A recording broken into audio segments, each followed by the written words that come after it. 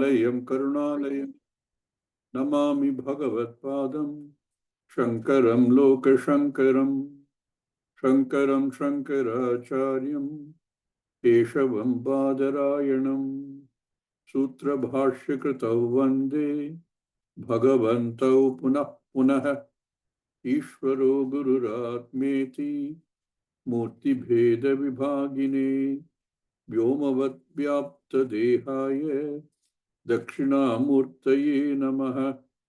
ॐ नमः प्रणवार्थाय शुद्धज्ञानैकमूर्तये निर्मलाय प्रशान्ताय दक्षिणामूर्तये नमः। ॐ सहना भवतु सहनौ भुनक्तु सह वीर्यं करवावहै तेजस्विनावधीतमस्तु मा विद्विषावहै।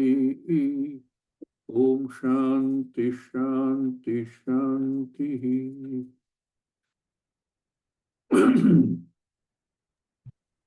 हरि ओम। ओम।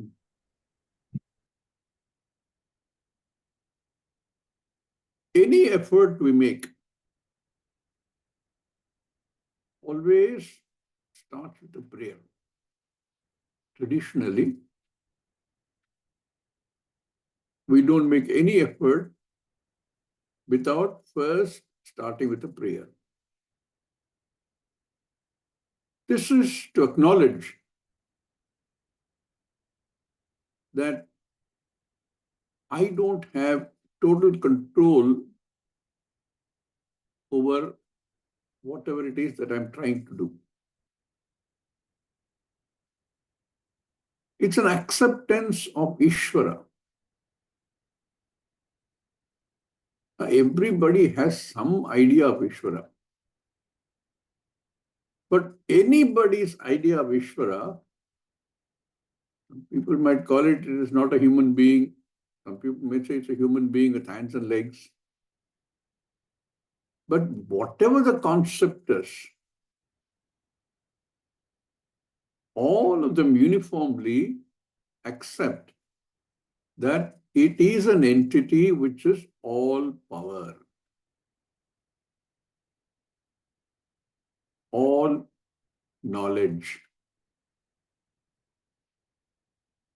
Many arguments are presented for that. If we accept Ishvara as the creator, then Ishvara should be all powerful and should know everything about everything. A pot maker must know how to make a pot. If you and I go and sit in the potter's wheel, we will pretty much get cockeyed shapes. So he has the skill. That is just one skill, one set of skills. Somebody who wants to build an automobile must have multiple skill sets and a lot of knowledge. Everything to do with the automobile.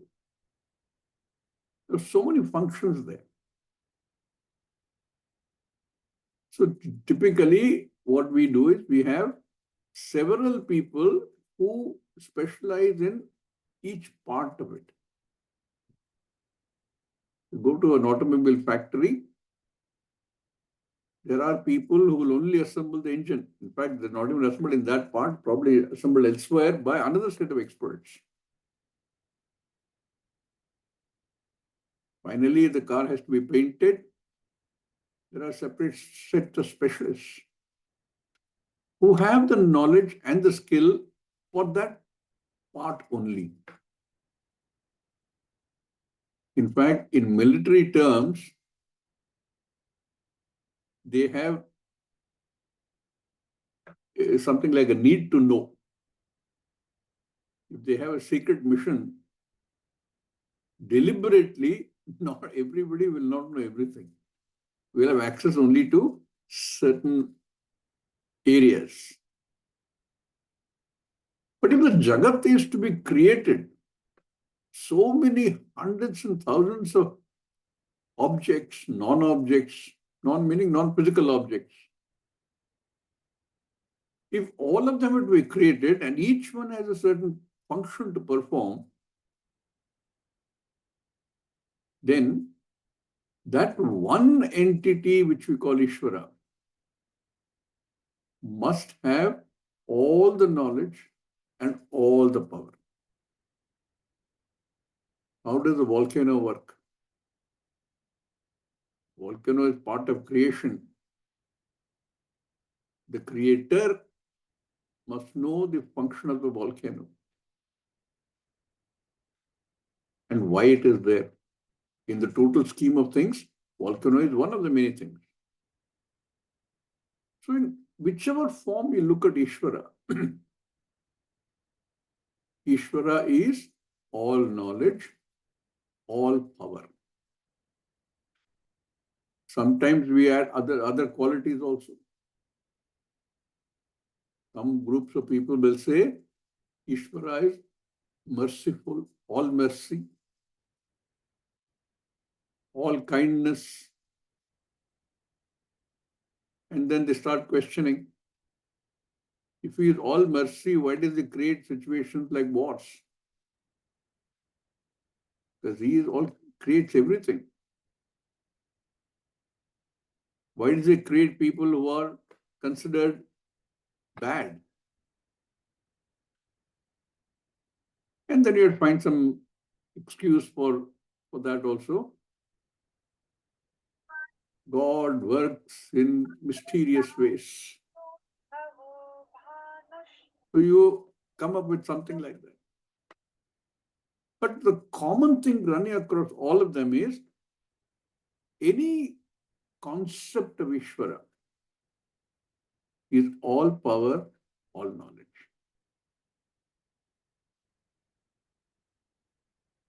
And therefore one would, before starting any endeavor, one would reach out to that all power, all knowledge and pray that whatever efforts one is making ends in success. This Ishvara's grace, Ishvara's anugraha, without that, no endeavor can be completed. Whether it is a small thing like a child writing an exam, or a very large thing like somebody trying to do something in space, in all cases, we know that the end result is never totally under our control. Our Bharat tried to send one lander to the dark side of the moon. Everything went perfectly till the last stage. We all saw that on TV. What made that happen? They did everything right. They didn't uh, let go of anything. They made every effort. It failed. It was heartbreaking. So many space efforts have failed. Simple things fail. No reason for it to fail, but fail. I know an instance, I'm sure there are many of them, when somebody was writing multiple letters to people, very carefully worded, revised, reworked, polished, reviewed by his peers, his superior. And then finally, when mailing it, I'm talking about days when you used to mail letters. You put the wrong letter in the wrong envelope and sent it. What made one do that? Similarly, the other way around. Sometimes, even though we have not made a great deal of effort, we succeed in gaining what we try to gain. What makes that happen? This is what we call Ishvara's grace. The more grace we have under one's belt, the more chances that we will succeed in whatever we're trying to do.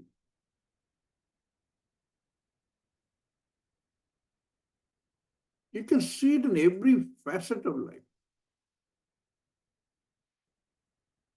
These days, cricket is in the news. Sometimes one picks a perfect ball to hit, it's a perfect shot, but the fielder takes an unbelievable catch.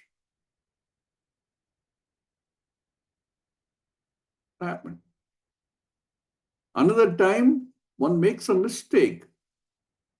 The catch goes into the slip's hand easily and he drops it. What happened? So both are possible way beyond one's own effort.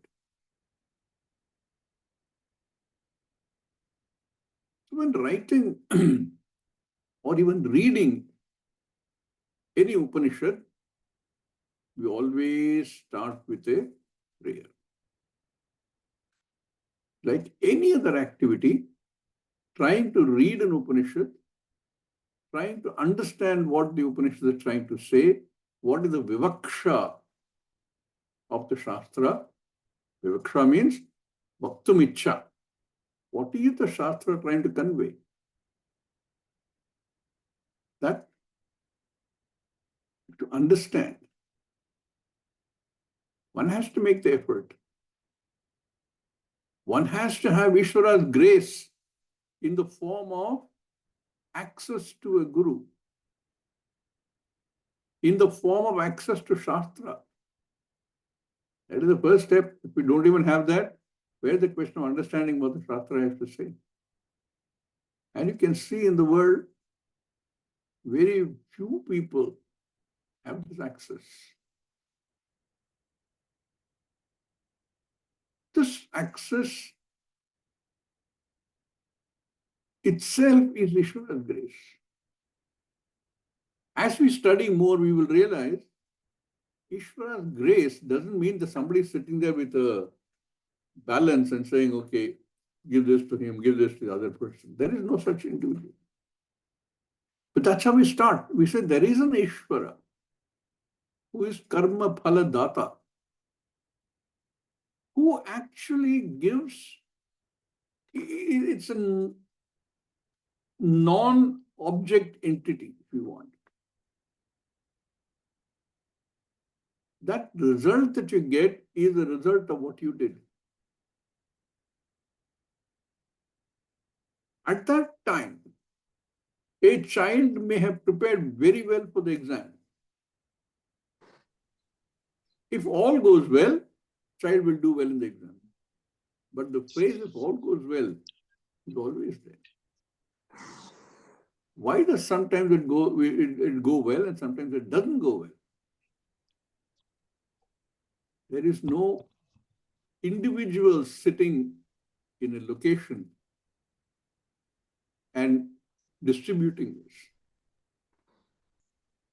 The child has studied, put in the effort now towards this particular exam, but there's a whole lot that the jiva has done earlier, which then results in what happens. Same thing with the cricketer. At that time, he did everything he should do. Pick the right ball, hit the right shot. But because of what he did earlier, his own karma, somebody picks up an impossible catch.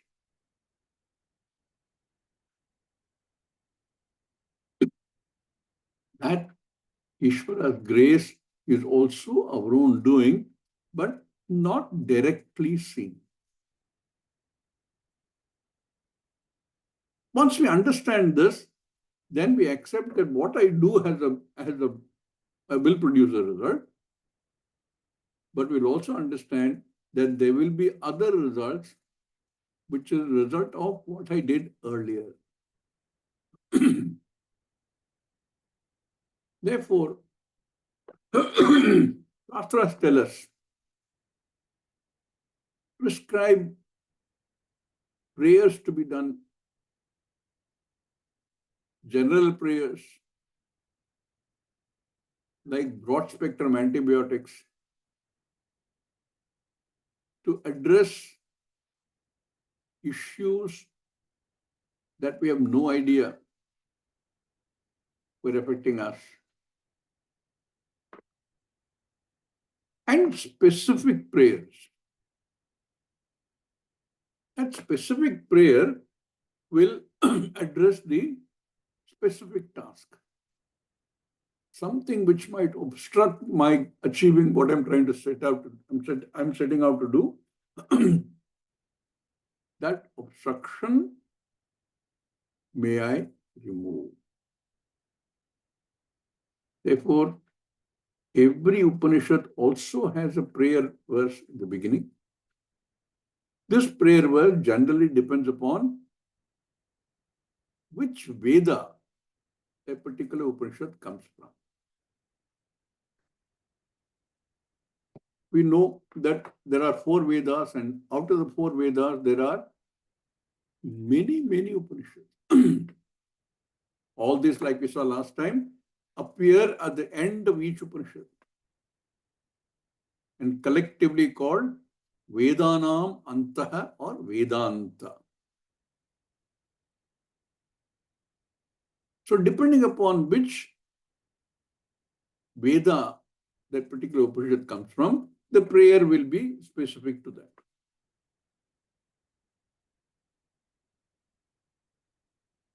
There are, as of today, known, I'm told, I have not seen all of them, 108 Upanishads available to us.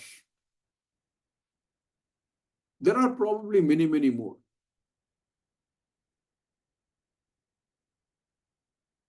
In fact, I'm told there are more original manuscripts of the Upanishad, maybe on palm leaves, outside Bharat than in Bharat. People who came from outside became invaders and rulers, tried to tell us that this is all nonsense, this is unscientific, took away many of those. They recognize the value. And I'm told in places like Germany and the US, there are several such manuscripts available. The one name that springs to mind is the German, what's his name? I forget. But fact is that these Upanishads, today we are beginning to recognize has so much value in them. The world is beginning to recognize that, even if they don't want to acknowledge it. Of the available Upanishads, all these Upanishads are, they conform to the definition of a sutra, in the sense that they are very concise. And because our tradition was oral, everything was taught orally. We didn't have printed material. So it had to be kept very, very short and very easy to remember. So it was very precise, very small. In English, They are often called aphorisms. Essentially, they are sutra literature. And therefore, they sound cryptic. And to understand what it says, there are two types of big obstructions. One is that because they are so cryptic, just knowing the word meaning is inadequate. We have to understand what is called lakshyartha. What is the intended meaning? How do I know that? That is where we need a person who already understood, a guru, who can unfold it for us, expand on what the Shastras say, what the Upanishads say. What kind of guru? Shrotriya Brahmanistha. There are many gurus, but one who has learned from his or her guru, because there is no other way of learning, and understood, therefore is in a position to teach us. One, he or she knows the methodology, and two, is in a position to unfold it using that methodology of the Shastra so that we can understand. That leads us to the second big problem. What Upanishads tell us is often so diametrically opposite to what we think we know. Many times you are totally convinced that I know, that it becomes very difficult to digest it, assimilate it.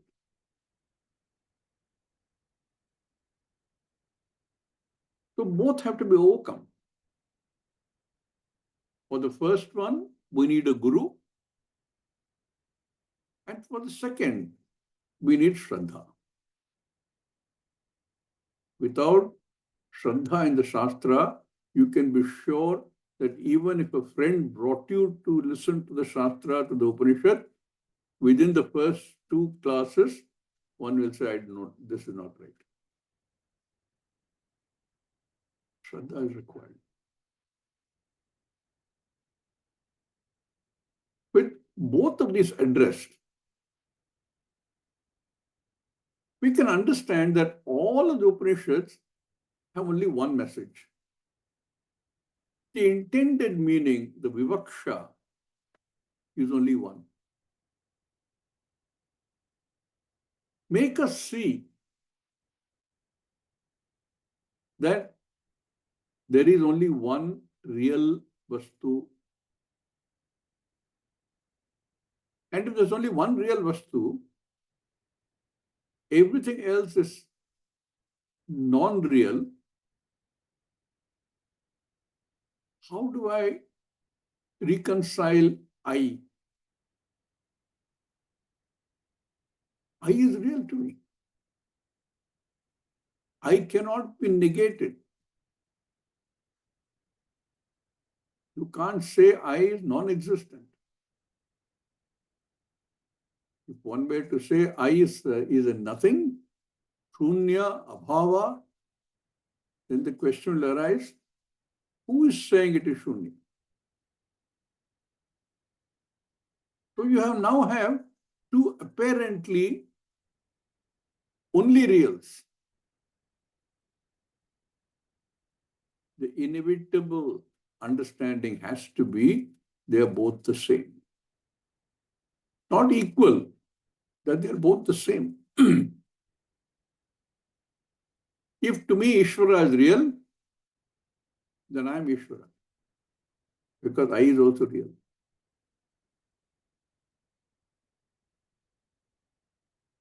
This is the message that comes from every Upanishad. All the Upanishads that were there, we were very fortunate that Shankaracharya wrote commentaries on 10 of the Upanishads.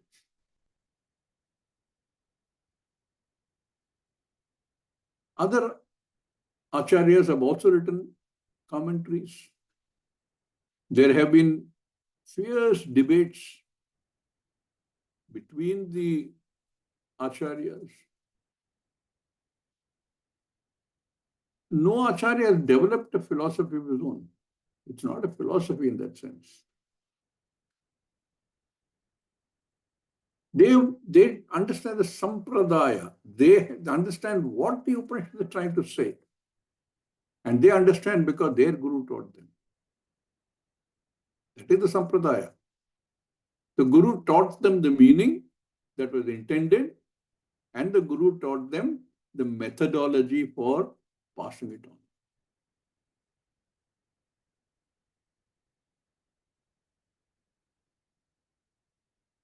This sampradaya continues beginning from Sadashiva in the form of Dakshinamurti. And to us, Shankaracharya is the major acharya in the lineage, ending with our own guru, who has followed the exact sampradaya, who therefore teaches exactly what Shankaracharya taught, who teaches what exactly Sadashiva taught, Vyasa taught, with no variation. What changes only the language. One might, in today's world, teach in English as we do. And perhaps examples which are more relevant in the world today. But the methodology remains the same, the message remains the same. If I were to bring in my own thinking in terms of the concept or in terms of the methodology, I am using an instrument which is already limited, flawed. So what I would generally end up doing is corrupting the message. Therefore, every acharya, including Shankaracharya, has to be a sampradaya with, not a sampradaya krit. He doesn't create anything new. All this already existed. In the form of the various Upanishads, of which Shankaracharya wrote Bashyam, commentary on 10.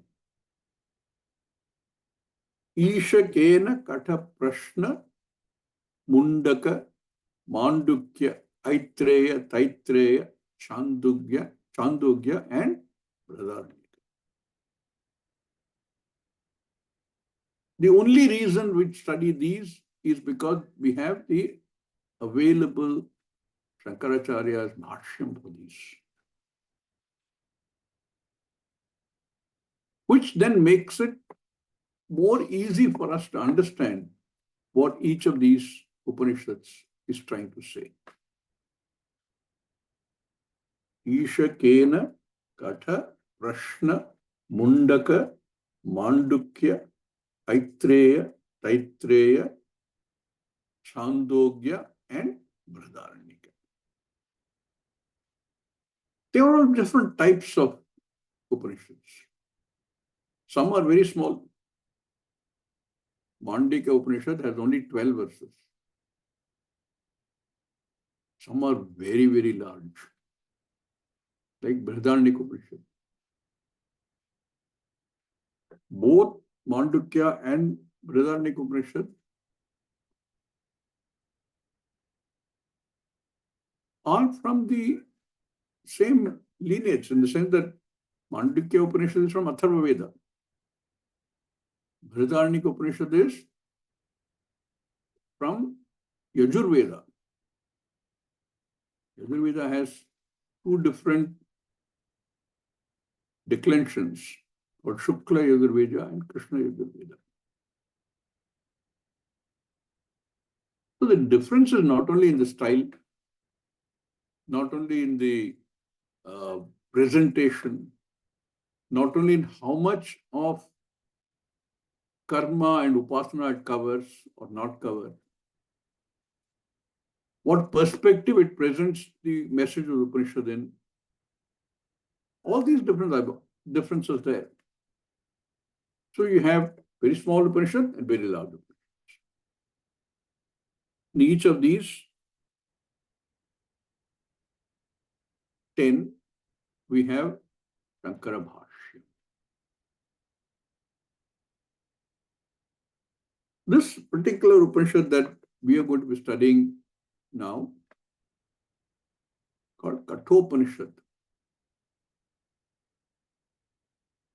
comes from the Krishna Yajurveda. And like I said, in each of these Vedas has a specific prayer. I'm sure we've all studied various prayers. Bhadram karne vishnunyama devaha apyayanti mamangani. So many are there. But one common one amongst all of them is what we use everywhere, wherever a teaching takes place. Sahana bhavatu, sahanau bhunaktu, saha viryam karavavahai, tejasvina vaditamastu, ma vidvishavahai. It's commonly used, where, like I said, wherever there is a teaching involved, a teacher and a student. All Upanishads, you will find there is a teacher and there is a student. Sometimes we have the name of the student and name of the teacher. Sometimes we don't have the name of one of them. But there is always a dialogue, which also emphasizes the fact that there is a sampradaya. There is a lineage of Guru Shishya, Guru Shishya, Guru Shishya. Some of you will go on to teach, become a guru. Once you have understood, you will have Shishyas. Then in all cases, that prayer that we have, Sadashiva Samarambham, Vyasa Shankara Madhyamam, As Madacharya Paryantam, Vande Guru Paramparam. This prayer, we pray to the Guru Parampara. Because the Guru Parampara is what unfolds the message of the Upanishad using the method that the Upanishad itself prescribes.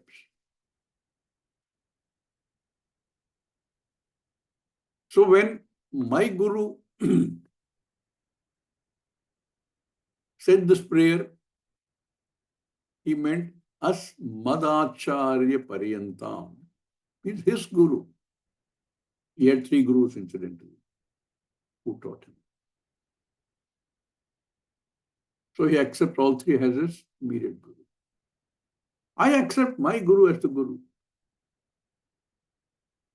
So when I say Madacharya Paryantam, ending with my Guru, this lineage will continue.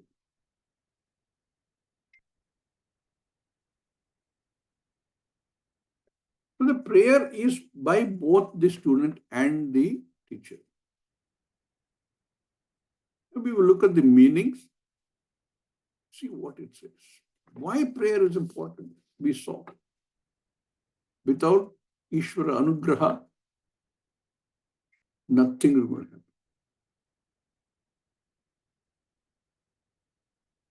I would have said, let us all chant this together. But since we're working on a second-rate system of working virtually, you may have a difficulty of lag in time. So I'm going to do one thing. I'm going to chant. I'm going to ask all of you to chant together with me, but on mute, so that we don't have that problem. But everybody will chant together. Then we'll look at the meaning. Om Sahana Bhavatu. Om Sahana Bhavatu. Keep it on mute, Jayanti ji, because Okay, everybody. Okay. Om Sahana Bhavatu. Om Sahana Bhavatu. Please keep it on mute. Sahanau. Sahanau Bhunaktu.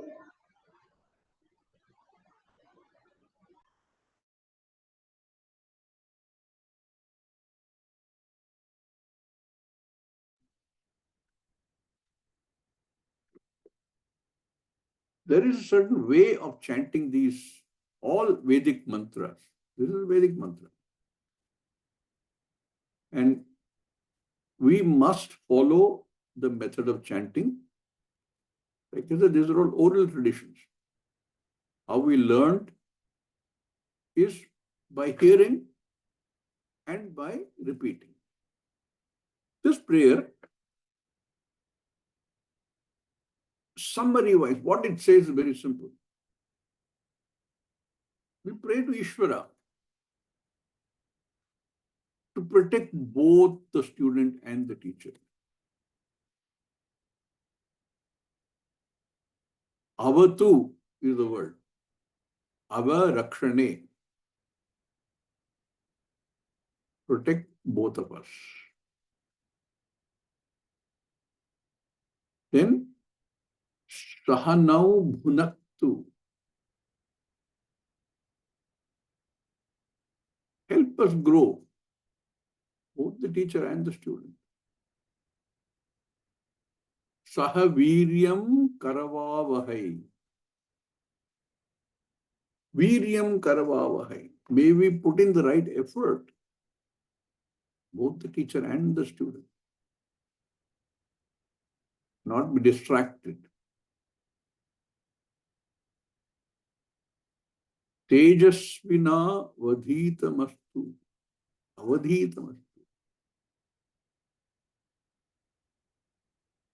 May our study of the Shastra, of these Upanishads, be successful. May there be no Vesha, nothing to prevent either by the teacher or by the student. We seek, often we have this in many prayers, Avatu, Rakshatu, Pahimam. All these words mean basically protect me, protect us. We must understand what we're praying for. Let me not lose focus. We saw that it's not very easy to grasp. And quite possibly, one could lose focus. And that's the beginning of the end. One could be shaky in one's Shraddha. That will also mean the end.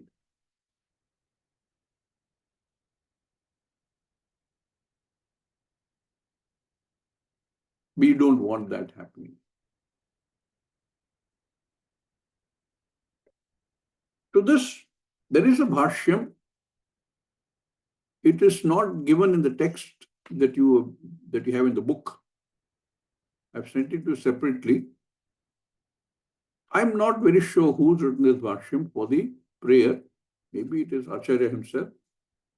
But let's read the Bashyam, and then we will talk about the full meaning of the Bashyam.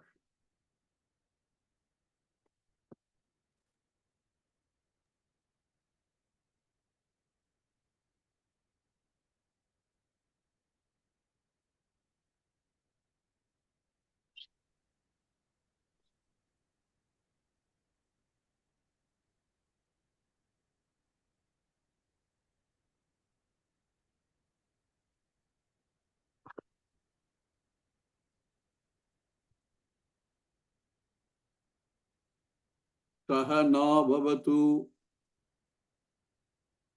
You can read after me. Sahana Bhavatu.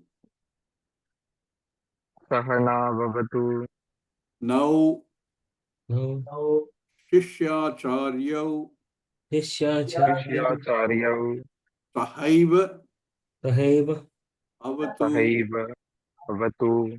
Rakshatu Rakshatu. Saha Nau Bhunaktu Sahana Bhunaktu. Saha Nau Bhunaktu. Pojayatu Mojayatu. Bhojayatu. Saha Viryam Sahaviryam. Saha Viryam. Vidya Nimittam Vidyanayam. Vidya Nimittam. Samarthyam Samartyam. Samarthyam. Karavavahai Karavavai. Karavavahai. Nirvartayavahai Nirvartayavahai. Tejasvinau Tejasvinam. Avayoho Avayoho. Jasvinoho Tejasvinoho. Geetam Pratam Astu Ityarthaha. So Astu ityarthaha. ityarthaha. Interesting things in this you will find. Sahana Bhavatu, Sahanau Bhunaktu, Saha Viryam Karavavai. All three are written Sakara and Hakara.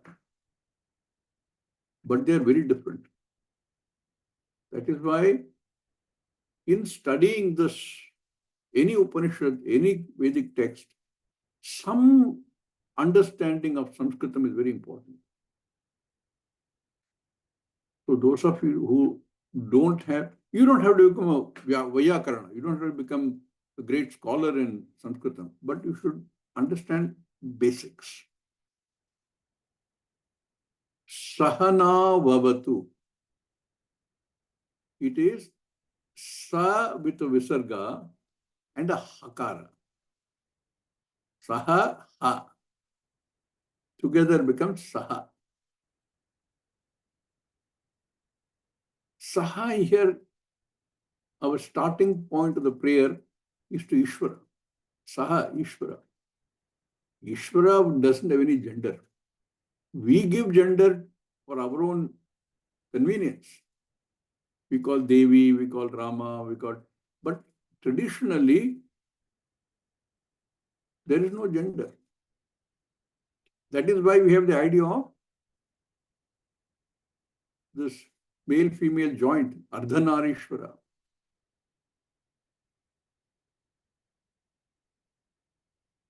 We, Mata and Pita are taken together, Pitarau. So, although Saha is masculine in grammar, but in understanding Ishvara, we don't attribute any gender. Therefore, you will find in many places in the Shastra, Ishvara is addressed as male and sometimes female, sometimes neuter. Saha, Sa, Tat, everything becomes the same. So we understand Saha as that Ishvara who is formless, genderless, who is all knowledge and all Shakti, to whom we reach out to pray. The Hakara is only to emphasize. Indeed, What do you want Ishvara to do? Saha navavatu. When again split it by sandhi, it becomes now avatu. There is a sandhi rule. Echo yavavaha. Those who have studied some Sanskrit, we will know. Now avatu. Now is, in Tamil, it's a எங்க ரெண்டு பேரையும் हम दोनों को.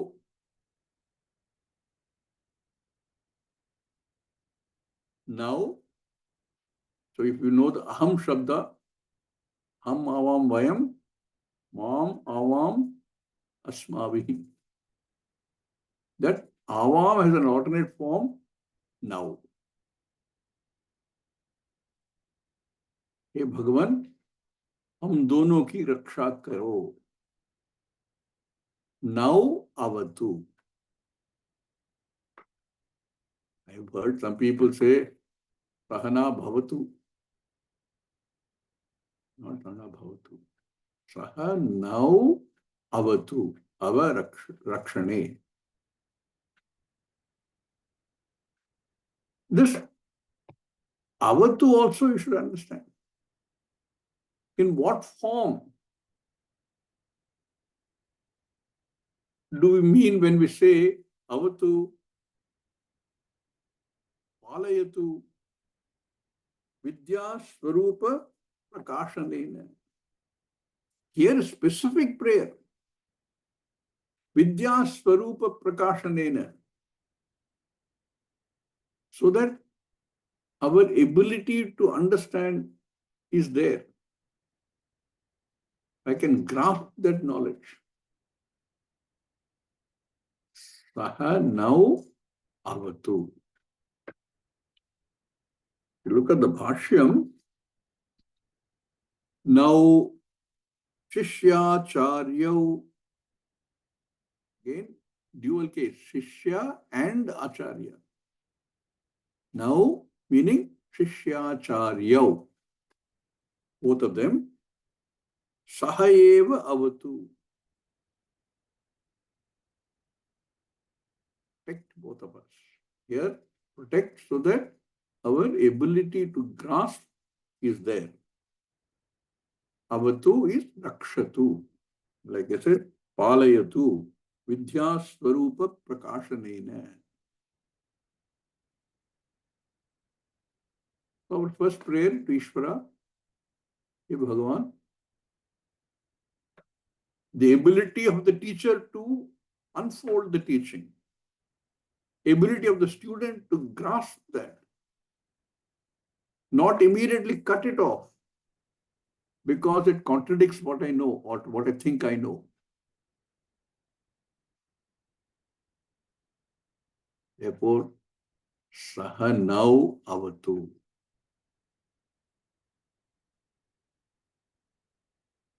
Then Saha now bhunaktu. Again the same thing. Saha ha now bhunaktu.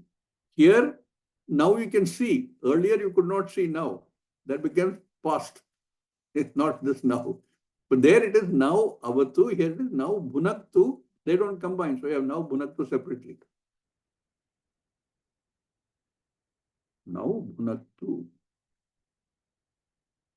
Who is the Saha? Kaha Saha? Eva Parameshwaraha.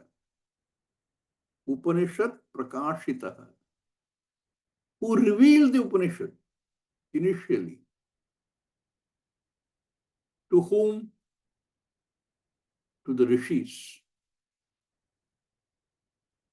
How come they got it? Others didn't? Because they were receptive. They were tuned to the right frequencies. They are rishis. Because rishayate pashyati. They see. They were able to grasp. Upanishad prakashitaka. It's prakashitaha. the one who has revealed the Upanishad to us, to that Ishvara. Therefore, when I said Sadashiva Samarambham, down to Madacharya Paryanta, that Acharya from that lineage has understood, and he is now trying to teach me. Therefore, to that teacher and the student, please protect and allow us to learn. Protect also can be thought of in many ways. Sahanau bhunaktu, preserve, nourish, bhojayatu.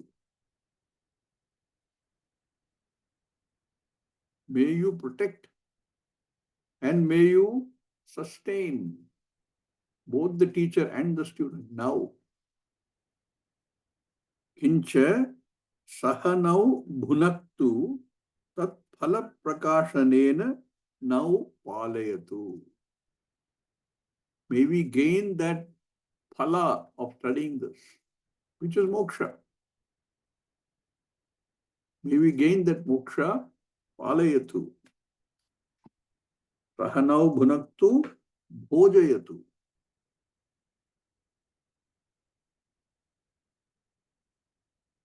And then from here, saha changes. In the sense that same saha and are there, but is now changes because it is now karava vahai. Bhunaktu, avatu, etc. are third person singular. What in Sanskrit we would call prathama purusha ekavachanam. Here, karava vahai is dvivachanam. And it's not prathama purusha, it is not third person, it is now gone to first person. Uttama purusha. Therefore, it becomes different. We will see that tomorrow. Om Purnamada Purnamidam Purnat Purnamudachyate Purnasya Purnamadaya Purnameva Vashishyate. Om Shanti Shanti Shanti. Harihi Om Sri Gurubhyo Namaha. Harihi Om.